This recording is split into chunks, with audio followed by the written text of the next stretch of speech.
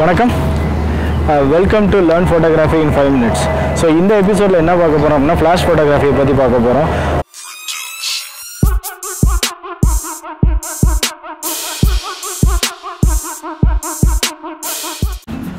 நீங்கள் இன்னும் park ஃபோட்டோகிராஃபியோட YouTube சேனலை சப்ஸ்கிரைப் பண்ணலன்னா கண்டிப்பாக சப்ஸ்கிரைப் பண்ணிக்கோங்க. அதுக்கு பக்கத்தில் இருக்க பெல் பட்டனையும் நீங்கள் கிளிக் பண்ணிக்கோங்க.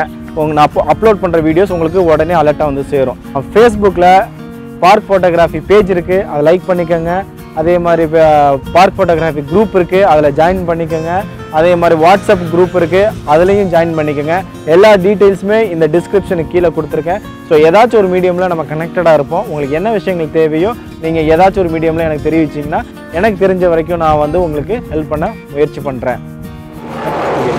ஃப்ளாஷ் ஃபோட்டோகிராஃபி அப்படின்னா என்ன, எப்போ ஃப்ளாஷ் ஃபோட்டோகிராஃபி நம்ம போகணும் அப்படின்னு பார்த்தீங்க அப்படின்னா, மோஸ்ட்லி நமக்கெல்லாம் வந்து என்ன நினச்சிட்ருக்கோம் அப்படின்னா ஃப்ளாஷ் ஃபோட்டோகிராஃபி நம்ம வந்து நைட்டான டயத்தில் மட்டும்தான் ஃப்ளாஷ் ஃபோட்டோகிராஃபி தேவை, லைட் இருக்கிற நேரத்தில் வந்து ஃப்ளாஷு தேவையில்லை, அப்படி தான் நமக்கு வந்து மைண்ட் செட் இருக்கும். ஆனால் அது அப்படி கிடையாது.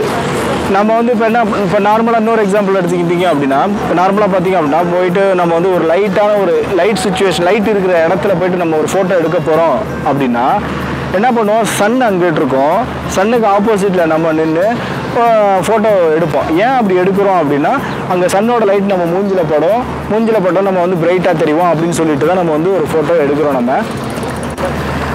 பட் இது வந்து சன் வந்து நீங்கள் ஏர்லி மார்னிங்கில் எடுத்தீங்கனாலோ இல்லை ஈவினிங்கில் எடுத்தீங்கனாலோ உங்களுக்கு வந்து சன்லேருந்து லைட்டான லைட்டு சாஃப்ட் லைட் தான் வரும். ஸோ அப்போ வந்து உங்கள் ஃபேஸ் வந்து பிரைட்டாக இருக்கும்.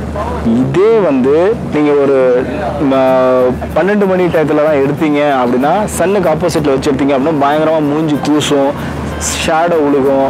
அதெல்லாம் அவாய்ட் பண்ணுறதுக்கு தான் என்ன பண்ணணும், நம்ம வந்து ஃப்ளாஷ் வந்து யூஸ் பண்ணி டேயில் கூட எடுக்கலாம். நம்ம சன்ரைஸ் மார்னிங்லேயோ இல்லை ஈவினிங்லேயோ நீங்கள் பார்த்தீங்கன்னா உங்களுக்கு எய்தர் சன்ரைஸ் இருக்கும் இல்லைன்னா சன் செட் இருக்கும். அப்போ வந்து நீங்கள் சன்னுக்கு ஆப்போசிட்டில் வச்சு எடுத்தீங்க அப்படின்னா நீங்கள் பின்னாடியில் இருக்கிற அந்த நேச்சுரலோட உங்கள் சப்ஜெக்ட் வச்சு எடுக்க முடியாது. அப்போ நீங்கள் ஃப்ளாஷ் யூஸ் பண்ணி எடுத்தீங்க அப்படின்னா உங்களோட சப்ஜெக்ட்டுக்கு நீங்கள் ஃப்ளாஷ் கொடுக்குறீங்க, உங்களோட பேக்ரவுண்டோட நேச்சுரல் சீனையும் சேர்த்து எடுக்கிறீங்க. ஸோ அது எப்படி எடுக்கலாம் அப்படிங்கிறத இந்த எபிசோடில் பார்க்கலாங்க. ஃபோட்டோகிராஃபி வந்து ஒரே எபிசோடில் முடிக்க முடியாது. இந்த ஃப்ளாஷ் ஃபோட்டோகிராஃபி பார்த்திங்க அப்படின்னா கிட்டத்தட்ட ஒரு 3 எபிசோடாச்சும் நம்ம பண்ணி ஆகணும்.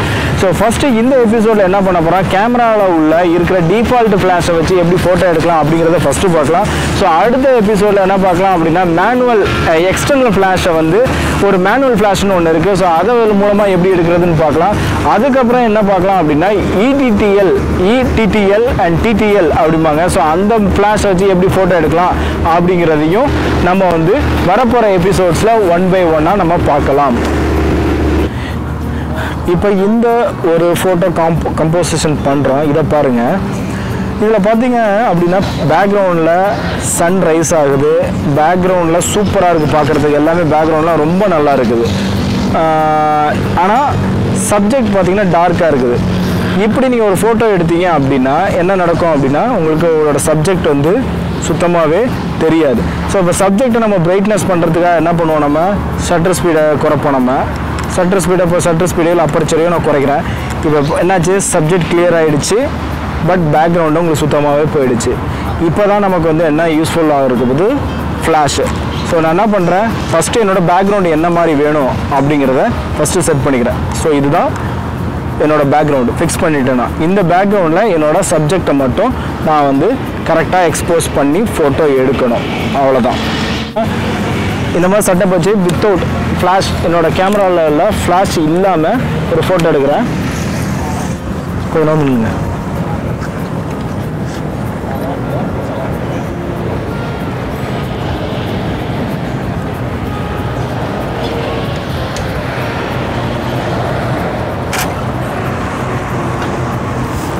இந்த ஃபோட்டோவில் பார்த்தீங்க அப்படின்னா பேக்ரவுண்ட் கிளியராக இருக்குது, நல்லா ஓகேயாக இருக்குது, பட் சப்ஜெக்ட் டோட்டலாக அவுட்டு.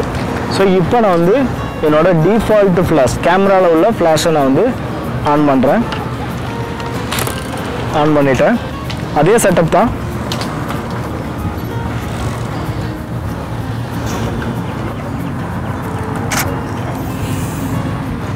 இப்போ இந்த ஃபோட்டோவில் பாருங்கள் அந்த சப்ஜெக்ட் வந்து கொஞ்சம் தெரிகிறாப்புல.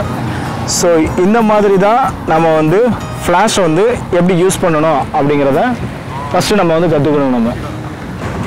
ஓகே, இந்த வீடியோ உங்களுக்கு பிடிச்சிருந்துச்சுன்னா கண்டிப்பாக லைக் பண்ணுங்கள், ஷேர் பண்ணுங்கள், மறக்காமல் கமெண்ட் பண்ணுங்கள், மறக்காமல் சப்ஸ்கிரைப் பண்ணிக்கோங்க. Thank you so much.